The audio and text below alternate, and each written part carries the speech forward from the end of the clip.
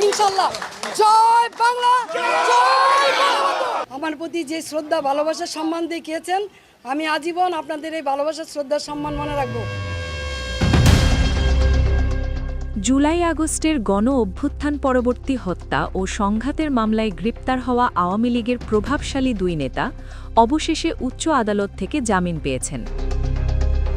তারা হলেন নারায়ণগঞ্জ সিটি কর্পোরেশনের সাবেক মেয়র ডাক্তার সেলিনা হায়াত আইভি এবং কক্সবাজার ৪ উখিয়া টেকনাফ আসনের সাবেক সংসদ সদস্য আব্দুর রহমান বদি। নারায়ণগঞ্জে বৈষম্য বিরোধী ছাত্র আন্দোলনে পোশাক শ্রমিক মিনারুল হত্যাসহ মোট ৫টি মামলায় সাবেক মেয়র আইভিকে জামিন দিয়েছেন হাইকোর্ট। ২৬ ফেব্রুয়ারি বিচারপতি কে এম জাহিদ সারোয়ার ও বিচারপতি শেখ আবু তাহেরের সমন্বয়ে গঠিত বেঞ্চ এই আদেশ দেন। গত বছরের মে মাসে দেওভোগের নিজ বাসভবন চুনকা কুটির থেকে তাকে গ্রেপ্তার করা হয়। তার বিরুদ্ধে ৩টি হত্যা, আবুল হোসেন মিজি, আব্দুর রহমান ও মুহাম্মদ ইয়াসিন হত্যা এবং ২টি হত্যাচেষ্টা মামলাসহ পুলিশের কাজে বাধা দেওয়ার অভিযোগ ছিল।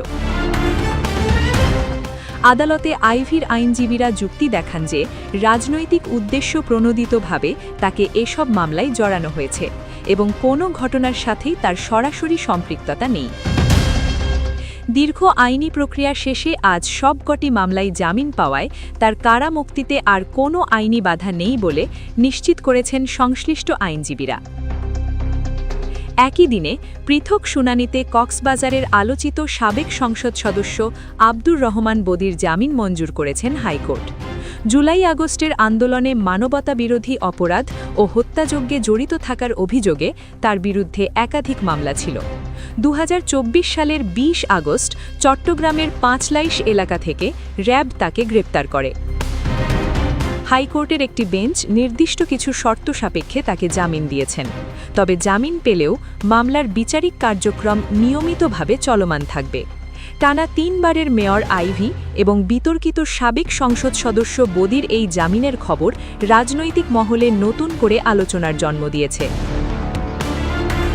ছাত্র জনতার আন্দোলনের পর পরিবর্তিত পরিস্থিতিতে এই প্রথম আওয়ামী লীগের প্রভাবশালী পর্যায়ের কোনো নেতারা একসাথে একাধিক মামলায় জামিন পেলেন।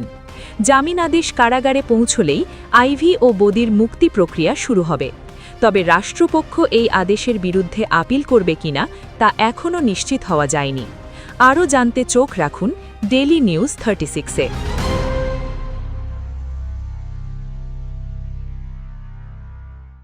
সরকার যেভাবে মব সৃষ্টি করেছে, স্বাধীনতার পক্ষে যারা তাদেরকে যে কোনো অবস্থায়, যে কোনো মুহূর্তে, যে কোনো জায়গায় তাদের মব সৃষ্টি করে মেরে ফেলা হয়েছে, কেটে ফেলা হয়েছে, ধর্ষণ করা হয়েছে। এটা থেকে বিরত রাখতে অনুরোধ করছি, কারণ মানুষ আসলে খুব ক্ষতবিক্ষত হয়ে গেছে। বাংলাদেশটা এমন ধ্বংসের জায়গায় চলে গেছে যে এখানে মানুষ যে কোনো সময় যে কোনো একটা অঘটন ঘটতে পারে, এটা মানুষ এখন মানুষের কাছে নিরাপত্তা নাই। সবচেয়ে বড় কথা হচ্ছে বর্তমানে জনগণের কাছে নিরাপত্তা নেই। ইউনূস সরকার মানুষের নিরাপত্তা হরণ করে নিয়ে গেছে। সে মরেও গেছে, আমাদেরও মেরে ফেলে গেছে। সে দেশটাকে ধ্বংস করে গেছে এমনভাবে যে এই যে কোনো জায়গায় যে কোনো মুহূর্তে মানুষ যে কোনো ঘটনা ঘটাতে পারে। মানুষের মধ্যে আতঙ্ক, ভয় ভীতি কার্যকর করছে। এই ভয় ভীতি যাতে কেটে যায়, সেটাই যেন মূল কথা হচ্ছে বাংলাদেশের নিরাপত্তা নাই। ইউনূস সরকারের আমলে নিরাপত্তা ছিল না, এই নিরাপত্তাটা যেন আমরা পাই, এটাই আশা করছি।